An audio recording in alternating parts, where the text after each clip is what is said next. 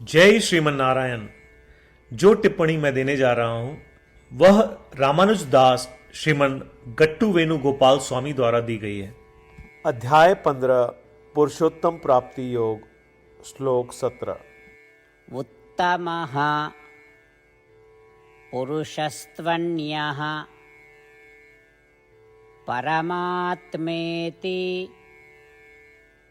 उदाहृतः यो लोकत्रयम् आविश्य बिभर्ति अव्यय ईश्वरः। ओम। गीताचार्य श्री कृष्ण परमात्मा अर्जुन सहित हम सबको पुरुषोत्तम प्राप्ति योग सिखा रहे हैं। परमात्मा कह रहे हैं, अर्जुन, जीवित प्राणियों की दो श्रेणियों के अलावा सभी वेदों में महिमा मंडित सर्वोच्च व्यक्ति सर्वोच्च स्व परमात्मा है। वह परमात्मा अपरिवर्तनीय है, कभी नष्ट नहीं होता, और उसका समर्थन करने के लिए त्रिगुणात्मक जगत नाशवान, अविनाशी और अचेतन सत्ता में प्रवेश करता है। सभी प्राणियों का पोषण सर्वोच्च आत्मा परमात्मा द्वारा होता है।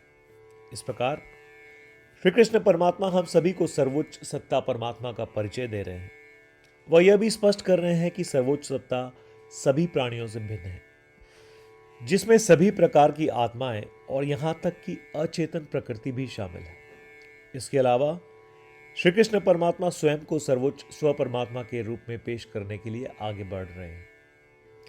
इसलिए यह महसूस करते हुए कि परमात्मा तीसरी वास्तविकता है जो हमसे यानी सभी प्रकार की आत्माओं से, यहां तक कि जड़ प्रकृति से भी अलग है, और श्रीमन नारायण को प्राप्त करने को अपने जीवन का लक्ष्य बनाते हुए केवल श्रीमन नारायण की शरण लेते हुए आइए हम श्री कृष्ण परमात्मा के शब्दों को श्लोक के रूप में दोहराएं जैसे वे हैं। उत्तमः पुरुषस्त्वन्यः परमात्मेति उदाहृतः यो लोकत्रयमाविश्य बिभर्ति अव्यय ईश्वरः। श्रीमद् भगवद गीता का संपूर्ण सार श्री कृष्ण परमात्मा द्वारा अध्याय 18 श्लोक 65 से 70 में 8 कार्य करने के लिए दिया गया है। श्री कृष्ण कहते हैं, मुझे वे लोग पसंद है जो इन 8 बातों का पालन करते हैं। मैं उन भक्तों की हर प्रकार से रक्षा करूंगा। श्री कृष्ण परमात्मा द्वारा बोली गई संपूर्ण भगवद गीता को सुनने के बाद अर्जुन कहते हैं, करिष्ये वचनम तव, जिसका अर्थ है, कृष्ण, मैं वैसा ही करूंगा जैसा आप कहेंगे। यही कारण है कि श्री कृष्ण ने अर्जुन को सभी प्रकार की सफलताएं और जीत प्रदान की है। आइए परमात्मा को वचन दे कि हम इन 8 कर्मों का पालन करेंगे। ऐसी कोई पूजा, तप या यज्ञ नहीं है जो परमात्मा को यह शब्द देने से बढ़कर हो। मैं कहूंगा कि ये 8 प्रतिज्ञाएं हमें करनी चाहिए। कृपया आप सभी इन्हें अपने दिल और दिमाग में सोचें। इस प्रकार श्री कृष्ण को अपना वचन देते हुए आइए हम सभी श्री कृष्ण के सुंदर चेहरे को खुशी से चमकते हुए देखें और आनंद का अनुभव करें। जय श्रीमन नारायण। ये है हमारे 8 वचन।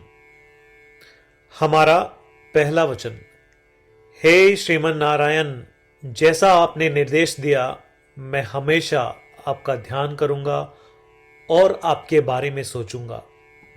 हमारा दूसरा वचन, हे श्रीमन नारायण, जैसा कि आपने सलाह दी मैं हमेशा आपका भक्त रहूंगा। हमारा तीसरा वचन, हे श्रीमन नारायण, मैं अपने सभी कार्य आपकी सेवा के रूप में और आपकी संतुष्टि के लिए करूंगा। हमारा चौथा वचन, हे श्रीमन नारायण, जैसा कि आपने अनुसरण करने के लिए कहा था, मुझे पूरा विश्वास है कि मैं आपका हूं और मैं हमेशा अपने हाथ जोड़ूंगा और आपको नमस्कार करूंगा। हमारा पांचवा वचन, हे श्रीमन नारायण, मुझे आपके शब्द मामेकम शरणम व्रज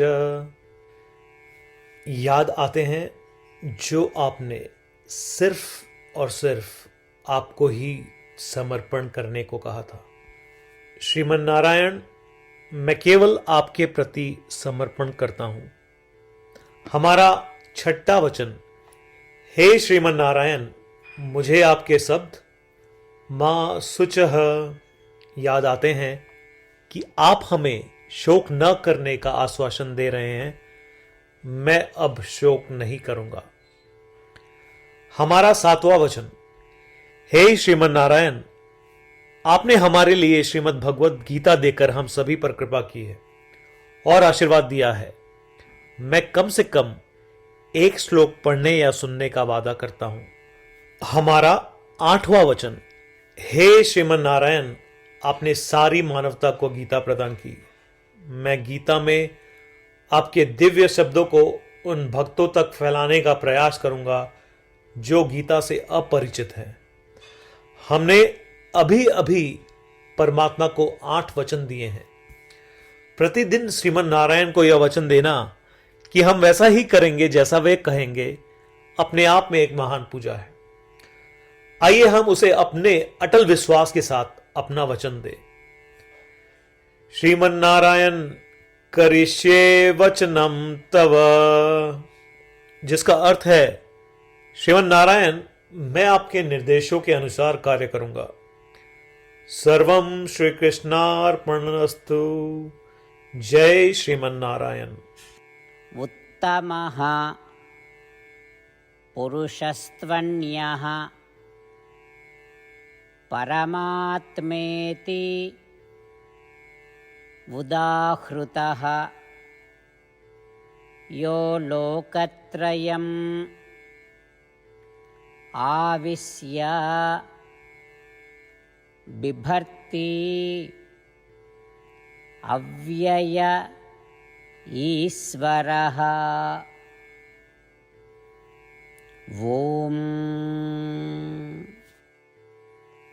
उत्तमः पुरुषस्त्वन्यः परमात्मेति उदाहृतः यो लोकत्रयमाविश्य बिभर्ति अव्यय ईश्वरः।